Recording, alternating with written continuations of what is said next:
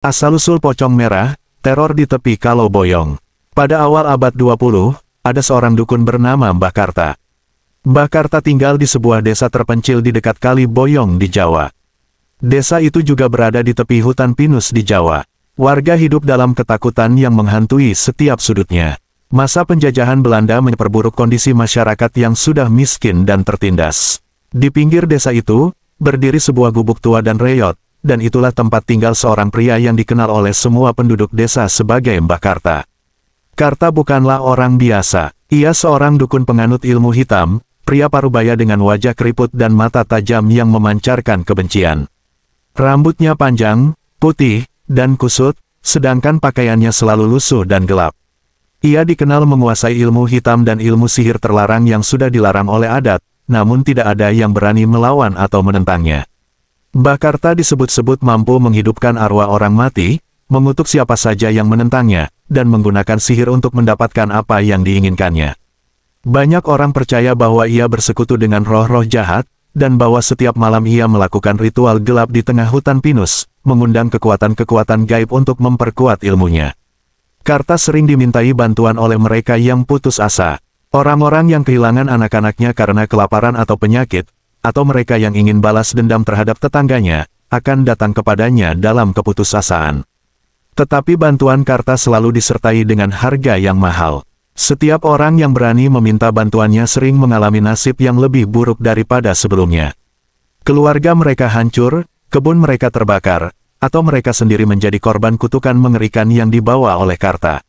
Namun, di balik semua kekuatan yang dimilikinya, Karta adalah orang yang penuh dengan kebencian dan dendam. Ia pernah menjadi orang biasa di desa itu, tetapi kemudian dikucilkan karena sangat miskin. Ia lalu belajar ilmu kesaktian. Dan sejak saat itu, tak ada yang berani mengucilkannya lagi. Ia juga bersumpah untuk menghancurkan siapa saja yang berani mengganggu dan menentangnya. Ia sering terlihat berkeliling desa dengan tatapan kosong yang menakutkan, seolah-olah mencari korban baru. Penduduk desa, terutama anak-anak, selalu menutup pintu dan jendela mereka saat ia lewat, takut bahwa tatapan matanya akan membawa nasib buruk. Mbah Karta semakin ditakuti oleh seluruh penduduk desa Kali Boyong. Bukan hanya karena reputasinya sebagai dukun ilmu hitam, tapi juga karena kekejaman yang ia lakukan. Kejahatan Mbah Karta tak lagi sebatas hal ringan, ia mulai melakukan ritual-ritual mengerikan yang melibatkan darah, hewan, dan bahkan manusia. Setiap kali bulan purnama tiba, suara-suara aneh terdengar dari arah hutan pinus, membuat seluruh desa terdiam dalam ketakutan. Karta sering menghilang berhari-hari ke dalam hutan, dan ketika ia kembali, hewan ternak atau orang desa sering ditemukan mati dalam kondisi yang mengenaskan. Ada ayam yang tiba-tiba mati dengan tubuh yang tak utuh, kambing yang ditemukan tanpa kepala, bahkan ada penduduk yang hilang tanpa jejak, hanya meninggalkan darah yang tercecer di tanah. Semua orang tahu bahwa ini adalah ulah Karta, tapi mereka tak berani bertindak. Ketakutan akan kutukan Karta terlalu kuat, seolah bayangan hitamnya selalu mengintai siapapun yang mencoba melawannya. Kejahatan terburuk Karta adalah ritual pengorbanan manusia yang ia lakukan di hutan pinus. Warga desa yang malang, biasanya anak-anak atau orang tua yang lemah, menjadi korban dari ilmu hitamnya. Setiap bulan purnama, suara-suara aneh terdengar dari tengah hutan, lolongan hewan liar, jeritan yang mengerikan, dan bisikan-bisikan aneh yang hanya terdengar oleh mereka yang berada di dekat hutan. Warga desa menduga bahwa pada saat-saat itu, Karta sedang melakukan ritual pengorbanan manusia untuk memanggil roh-roh jahat dan memperkuat kekuatannya. Suatu malam, seorang anak laki-laki bernama Surya hilang dari rumahnya. Ia berusia 10 tahun, seorang anak yang ceria, tetapi ia tidak pernah pulang setelah bermain di sekitar pinggir desa. Keluarganya mencari tanpa henti, tetapi yang mereka temukan hanyalah jejak-jejak darah yang mengarah ke hutan. Tak ada yang berani mengikuti jejak itu lebih jauh, takut dengan apa yang mungkin mereka temukan. Desas-desus mulai beredar bahwa Surya telah dijadikan korban oleh Karta. Penduduk desa melihat Mbah Karta berjalan ke hutan pada malam yang sama ketika Surya hilang, membawa sesuatu yang dibungkus kain. Tak ada yang berani menanyakan hal itu, tetapi mereka semua tahu, hati mereka menciut oleh ketakutan yang tak terucapkan. Di balik desas-desus itu, ada kisah nyata yang lebih mengerikan. Di tengah hutan pinus, Karta mendirikan altar rahasia, dikelilingi oleh lilin-lilin hitam dan patung-patung setan yang ia ukir sendiri. Di sana, ia melakukan ritual dengan mengorbankan nyawa orang-orang yang ia culik. Darah korban digunakan sebagai persembahan bagi roh-roh jahat yang ia sembah, agar kekuatannya semakin besar. Setiap kali darah tertumpah di altar itu, kekuatan gelap yang mengelilingi Karta semakin kuat, dan kutukannya menjalar semakin luas. Warga desa menyadari bahwa setiap kali ada korban yang hilang, penyakit misterius mulai menjangkiti desa. Anak-anak sakit tanpa alasan jelas, kebun mereka layu, dan hewan-hewan mati secara mendadak. Desa yang dulu tenteram berubah menjadi tempat yang penuh teror dan keputusasaan. Namun, meski mereka tahu Karta adalah sumber dari semua kejahatan ini, mereka terlalu takut untuk melawan. Pernah ada seorang pemuda bernama Aryo yang mencoba memberanikan diri melawan Karta. Aryo mendatangi rumah Karta pada suatu malam dengan senjata di tangannya, berniat mengusir dukun jahat itu dari desa. Namun, keesokan harinya, tubuh Aryo ditemukan menggantung di pohon besar di dekat hutan, dengan mata terbelalak dan wajah yang seolah menyiratkan kengerian luar biasa sebelum ajal menjemputnya. Setelah kematian Aryo, tak ada lagi yang berani menantang Karta. Warga desa memilih untuk diam, berharap bisa selamat dari teror yang mengelilingi mereka. Tapi di dalam hati mereka, semua tahu bahwa selagi Mbah Karta masih hidup, desa itu tak akan pernah damai. Meski begitu, warga desa di pinggir Kali Boyong akhirnya mencapai titik di mana ketakutan tidak lagi bisa diterima begitu saja. Kejahatan Mbah Karta semakin tak terkendali, dan puncaknya terjadi ketika seorang gadis muda, Sari, menjadi korban dari salah satu ritual mengerikan dukun hitam itu. Sari adalah anak seorang petani miskin yang tak pernah terlibat dalam permasalahan apapun. Ketika ia hilang suatu malam, hanya meninggalkan jejak kaki kecil yang mengarah ke hutan pinus, seluruh desa gempar.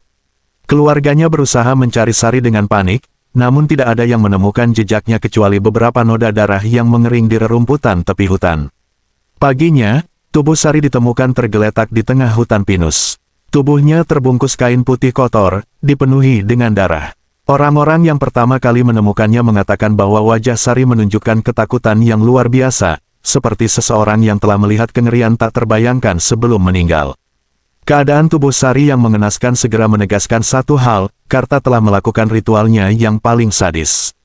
Gadis itu telah menjadi korban terakhir dari kekuatan hitamnya. Kesedihan berubah menjadi kemarahan di hati warga desa. Apalagi terkuak fakta jika Sari akan menikah dengan seorang pemuda desa. Ketakutan yang telah lama membungkam mereka akhirnya terhancurkan oleh rasa putus asa. Sari masih begitu muda, penuh harapan, dan tidak ada yang sanggup menerima nasib tragis yang menimpanya. Satu persatu, kepala keluarga dan pemuda desa mulai berkumpul di rumah kepala desa, Pak Darmin, membicarakan apa yang harus dilakukan. Ini sudah terlalu jauh, kata Pak Darmin dengan suara serak.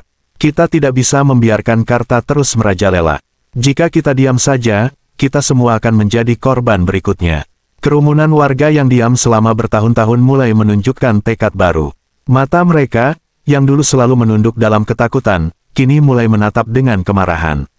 Di sudut ruangan, ada seorang pemuda bernama Banu, adik sepupu Sari, yang sangat terpukul oleh kematian gadis itu. Karta harus dibunuh. Ini satu-satunya cara, katanya dengan suara penuh dendam.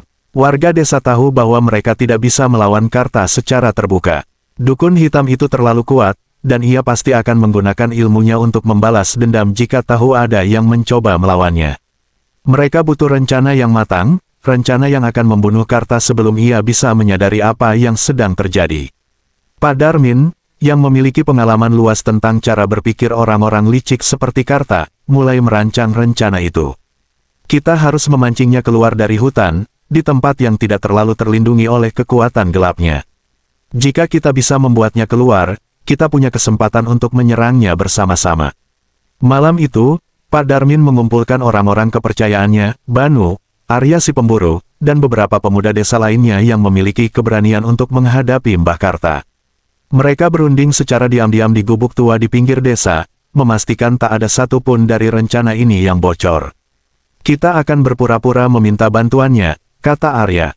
Berlagas seolah-olah kita membutuhkan ritual dari Karta. Dengan begitu, dia akan keluar dari persembunyiannya dan lebih mudah kita jebak. Pak Darmin setuju, menambahkan bahwa mereka harus melakukannya di malam bulan purnama berikutnya, ketika Karta sering melakukan ritual di luar rumahnya. Mereka akan membawa korban kambing sebagai umpan, seolah ingin meminta Karta untuk melakukannya. Sementara Karta sibuk dengan ritual yang mereka minta, Banu dan beberapa pemuda lainnya akan bersiap di belakangnya, mengendap-endap dalam gelap, siap untuk menyerangnya. Pada hari yang telah ditentukan, semua berjalan sesuai rencana. Banu dan Arya mendatangi Karta dengan permintaan palsu. "Mbah, kami datang untuk meminta bantuannya," kata Banu, berusaha keras menyembunyikan kebenciannya. Karta memandang mereka dengan mata licik dan penuh rasa curiga, tetapi ia tak menolak permintaan itu, terpikat oleh janji persembahan darah hewan yang segar. Malam itu, suasana di hutan pinus Kali Boyong sunyi dan menegangkan. Di bawah sinar bulan purnama, Karta mulai melafalkan mantra-mantra gelapnya di hadapan warga yang berpura-pura meminta bantuannya. Ia terjebak dalam ritual yang ia percayai sebagai ritual biasa, tanpa menyadari bahwa malam itu akan menjadi malam terakhirnya di dunia. Di antara pepohonan pinus yang tinggi dan mencekam, sekelompok warga yang dipimpin oleh Pak Darmin, kepala desa, bersembunyi di kegelapan, menunggu waktu yang tepat untuk menyerang. Banu, Arya, dan beberapa pemuda desa lainnya menggenggam erat senjata seadanya, golok, parang, dan bambu runcing. Napas mereka terengah-engah, bukan karena ketakutan, melainkan karena dendam yang menggelegak di dada mereka. Mereka telah berencana untuk mengakhiri teror yang selama ini menguasai desa. Ketika Karta berjongkok dan mulai memotong kambing sebagai bagian dari ritualnya, Banu memberi isyarat. "Sekarang," bisiknya penuh amarah. Warga desa bergerak cepat, keluar dari tempat persembunyian mereka dan mengerumuni Karta yang sedang terfokus pada mantranya. Karta tersentak, terkejut melihat sekelompok orang datang menyerangnya dari berbagai arah. Ia mencoba melawan, mengeluarkan mantra untuk melindungi dirinya, tetapi sebelum sempat mengucapkan satu kata pun, Banu mengayunkan goloknya ke arah kepala Karta. Golok itu menghantam tengkuknya dengan keras, membuat Karta terhuyung. Darah mengucur dari luka itu, tetapi ia masih mencoba melawan. Warga yang lain segera bergabung dalam serangan. Mereka menghantam Karta dengan apapun yang mereka miliki, parang, bambu runcing, dan batu. Tubuh Karta terhuyung-huyung, ambruk di tanah, namun tatapan matanya masih dipenuhi amarah dan dendam. Ia mencoba berteriak, tetapi suara yang keluar hanyalah rangan kesakitan. Namun, para warga desa tidak berhenti di situ. Mereka ingat betul bahwa Karta adalah dukun hitam yang memiliki kekuatan luar biasa. Tak ada yang berani membiarkannya hidup, bahkan sejenak. "Kita harus memutilasinya," teriak Pak Darmin. "Jangan sampai tubuhnya utuh, kalau tidak, dia akan bangkit lagi dengan ilmu hitamnya." Warga desa mengikuti instruksi Pak Darmin. Tubuh Karta yang tak lagi bergerak dipotong-potong hingga menjadi beberapa bagian.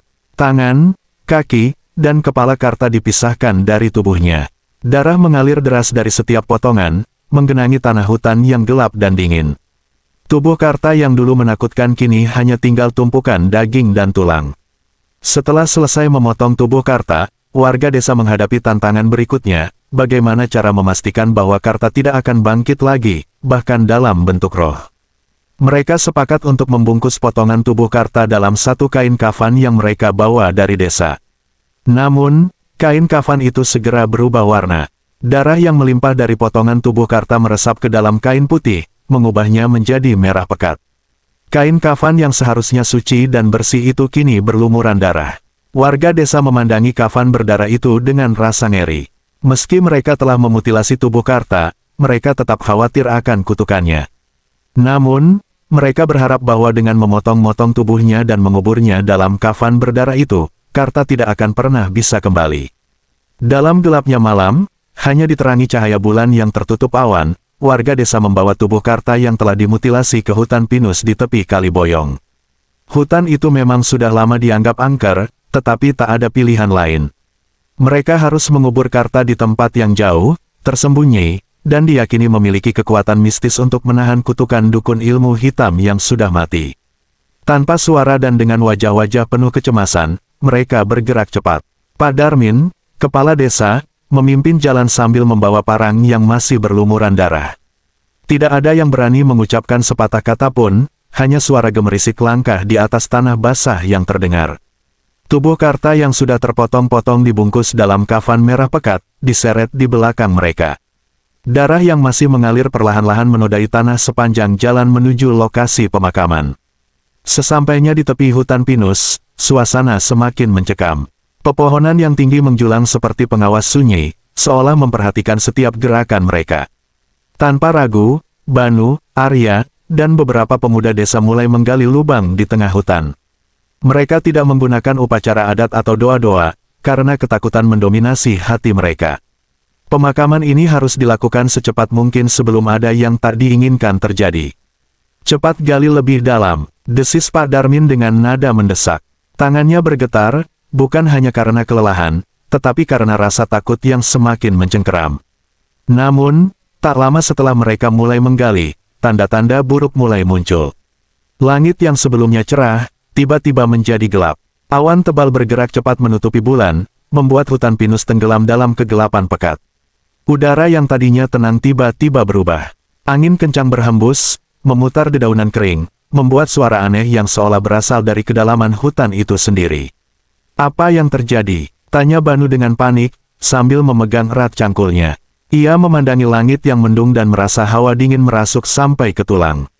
"Ayo cepat, ini pertanda buruk," jawab Pak Darmin sambil mempercepat penguburan. Warga yang lain mulai gelisah, tangan mereka gemetar saat menimbun tanah di atas tubuh Karta yang telah terkubur dalam kafan berdarah. Namun, semakin dalam mereka menimbun, semakin kuat suara-suara aneh terdengar. Suara gemerisik dedaunan, diselingi bisikan angin yang terdengar seperti jeritan samar.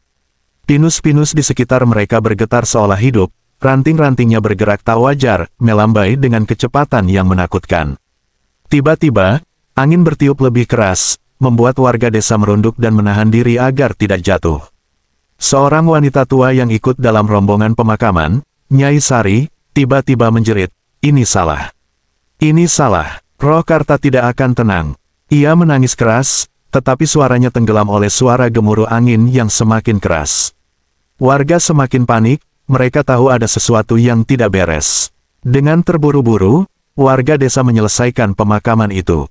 Mereka menimbun tanah terakhir di atas kubur Karta, meski tangan mereka gemetar dan kepala mereka dipenuhi rasa takut.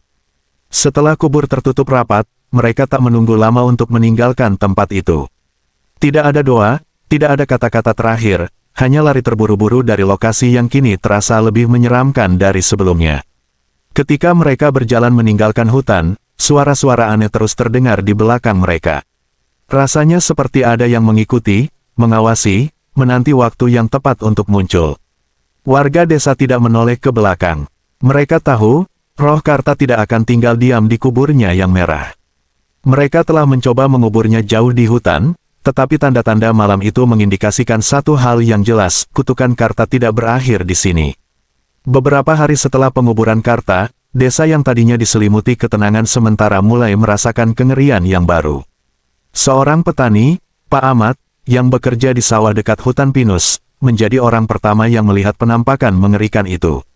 Di tepi hutan, di antara pepohonan pinus yang menjulang tinggi, dia melihat sesuatu yang tidak wajar, sosok tinggi terbungkus kain kafan merah pekat, melayang tanpa suara. Kain kafan yang melingkari tubuhnya berlumuran darah, meneteskan cairan merah yang mengalir deras, meninggalkan jejak di tanah. Wajahnya hancur, seolah dipenuhi dendam yang tak terbalas, matanya kosong namun memancarkan kebencian mendalam. Pak Ahmad jatuh terduduk, wajahnya pucat pasi, tubuhnya bergetar hebat. Dia tahu apa yang dilihatnya, itu adalah pocong merah, hantu Karta yang telah mereka mutilasi. Desas-desus mulai tersebar dengan cepat. Pocong merah, sosok yang tidak akan bisa dihentikan oleh apapun, mulai muncul di sekitar hutan pinus, kadang di malam hari di jalanan desa yang sepi. Tidak ada yang berani keluar setelah matahari terbenam. Pada malam pertama teror, korban pertama jatuh. Banu, salah satu pemuda yang membantu menggali kubur Karta, terbangun di tengah malam karena suara-suara aneh di luar rumahnya. Angin berhembus kencang, dan dia mendengar bisikan-bisikan samar, seolah memanggil namanya.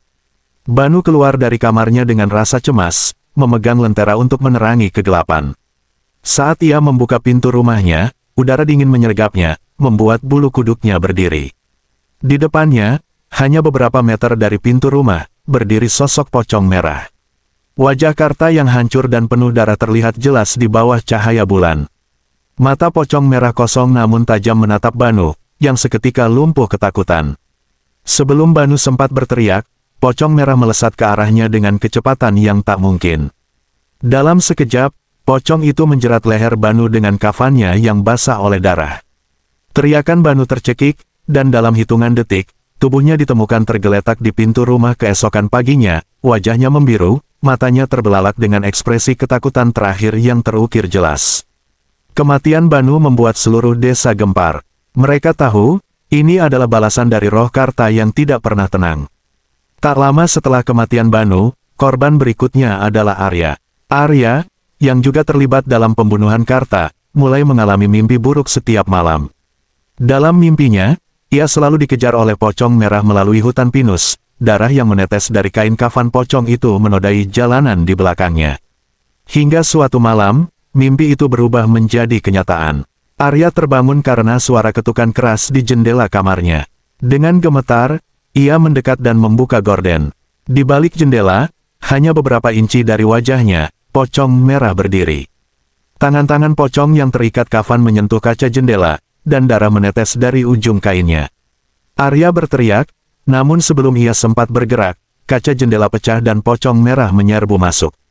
Warga menemukannya keesokan harinya, tubuhnya terlempar ke sudut ruangan, tubuhnya kaku dengan luka sayatan di leher, seolah-olah dipotong oleh sesuatu yang tajam. Setelah kematian Arya, warga semakin tenggelam dalam ketakutan. Satu persatu orang yang terlibat dalam pembunuhan dan mutilasi Karta mati secara mengenaskan. Pak Darmin, kepala desa yang memimpin pembunuhan itu, ditemukan tergantung di pohon pinus, dengan kain kafan merah mengikat lehernya, tubuhnya berlumuran darah. Tak ada yang bisa menjelaskan bagaimana itu terjadi, rumornya, pocong merah menyeretnya ke hutan dan menggantungnya dengan kafan berdarah. Nyai Sari, wanita tua yang ikut dalam pemakaman, menderita nasib yang tak kalah mengerikan. Ia mengunci dirinya di dalam rumah selama berhari-hari, takut keluar dan dihantui rasa bersalah. Namun pada suatu malam, ketika tetangga mendengar jeritan keras dari rumahnya, mereka menemukan tubuh Nyai Sari terseret keluar dari rumah, meninggalkan jejak darah yang tebal dari pintu hingga ke halaman. Kepalanya terbentur batu, wajahnya hancur dengan darah mengalir dari setiap lubang di tubuhnya. Tidak ada yang selamat dari dendam Karta. Setiap warga yang terlibat dalam mutilasi dan pembunuhan brutal itu tewas dengan cara yang tak kalah mengerikan. Dan pocong merah terus berkeliaran di desa, teror yang tidak bisa dihentikan, menghantui siapapun yang mendekati hutan pinus. Warga yang tersisa hanya bisa berdoa, berharap kutukan itu akan berakhir suatu hari. Namun, di balik doa-doa itu, mereka tahu, dendam Karta tidak akan pernah selesai. Pocong merah akan terus meneror sampai semua yang pernah menentangnya mati di bawah kutukannya. Setelah kematian para pelaku yang terlibat dalam pembunuhan Karta, teror pocong merah tidak berhenti. Desa yang tadinya ramai dengan suara anak-anak bermain dan kehidupan sehari-hari kini berubah menjadi tempat yang suram dan penuh ketakutan. Pocong merah tak hanya menghantui mereka yang membunuhnya, tapi juga mulai menebarkan kutukan di seluruh desa. Penduduk yang tersisa hidup dalam bayang-bayang kengerian setiap harinya. Tak lama setelah kematian kepala desa, wabah penyakit misterius mulai menyebar. Orang-orang jatuh sakit tanpa alasan jelas. Demam tinggi, sesak napas, dan kulit yang perlahan berubah menjadi kebiruan menyerang warga. Tabib desa yang mencoba mengobati para korban mengaku tak pernah melihat penyakit seperti ini sebelumnya. Satu persatu, orang-orang meninggal secara perlahan dan menyakitkan, tubuh mereka seakan-akan mengering tanpa sebab yang pasti. Rumor cepat menyebar bahwa itu adalah kutukan Karta. Pocong merah, yang tidak bisa dihentikan, kini menghantui setiap sudut desa, bahkan mereka yang tidak terlibat dalam pembunuhannya. Kejadian-kejadian aneh mulai terjadi. Suara tangisan dan tawa mengerikan terdengar dari arah hutan pinus pada malam hari. Beberapa warga yang nekat keluar rumah setelah matahari terbenam menghilang tanpa jejak. Di pagi hari, hanya jejak darah yang tersisa di jalanan desa, membuat orang-orang semakin yakin bahwa pocong merah sedang menuntut balas. Pintu rumah sering diketuk pada malam hari, namun saat dibuka, tak ada siapapun di luar. Suara kain yang terseret di tanah sering terdengar, dan beberapa penduduk mengaku melihat bayangan pocong merah melayang di pinggiran desa. Rasa takut yang tak bisa dihindari membuat penduduk semakin waspada, namun meski mereka bersembunyi di balik pintu yang terkunci, tidak ada yang aman dari kutukan ini. Ketika wabah dan kematian terus menghantui desa, penduduk mulai kehilangan harapan. Mereka percaya bahwa tidak ada yang bisa menghentikan kutukan Karta selama potongan tubuhnya yang dimutilasi tidak disatukan. Namun, tidak ada seorang pun yang berani mendekati makamnya di tepi Kali Boyong. Hutan pinus yang mengelilingi makam itu kini menjadi tempat yang paling ditakuti di seluruh desa. Setiap kali ada yang mencoba mendekati, suara-suara aneh dan penampakan pocong merah selalu menghantui mereka. Satu persatu, keluarga-keluarga di desa mulai meninggalkan rumah mereka. Rumah-rumah dibiarkan kosong, ladang-ladang terbengkalai, dan jalanan desa yang dulunya ramai kini sunyi. Hanya tersisa beberapa orang tua yang terlalu lemah untuk pergi, dan mereka pun pada akhirnya ditemukan tewas dengan ekspresi wajah penuh ketakutan. Dalam beberapa tahun, desa itu benar-benar mati. Tidak ada yang tinggal, kecuali bangunan-bangunan tua yang perlahan-lahan ditelan oleh hutan. Hanya mitos pocong merah yang masih hidup di antara penduduk desa sekitar. Legenda tentang pocong merah Karta terus hidup, menjadi cerita yang diturunkan dari generasi ke generasi. Orang-orang percaya bahwa selama arwah Karta tidak tenang dan potongan tubuhnya tidak disatukan, pocong merah akan terus menghantui hutan Kali Boyong dan desa-desa sekitarnya. Tidak ada yang berani mendekati hutan itu lagi, bahkan sekadar melintasinya dianggap sebagai tindakan bunuh diri. Bagi mereka yang nekat masuk ke dalam hutan, ada yang mengaku melihat sosok pocong merah melayang di antara pepohonan pinus, dengan darah yang masih menetes dari kain kafannya. Mereka yang kembali selalu dibayangi oleh perasaan bahwa sesuatu sedang mengawasi mereka. Desa yang dahulu penuh kehidupan kini hanya tinggal kenangan, dan kutukan Karta akan terus berlanjut, mengintai siapapun yang berani meremehkan kekuatan ilmu hitamnya. Pocong merah tidak akan pernah berhenti. Dendamnya abadi, dan selama potongan tubuhnya tidak disatukan, ia akan terus meneror dunia yang telah mengkhianatinya.